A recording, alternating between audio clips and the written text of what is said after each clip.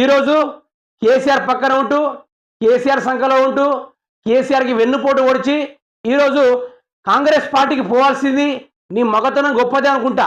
కానీ నీకు నిజమైన రాజకీయంగా దమ్మే ఉంటే ఆ కడియం శ్రీహరి స్టేషన్ కనుపూర్లా ఎమ్మెల్యేకి రాజీనామా చేసి పోవాల్సింది కదా.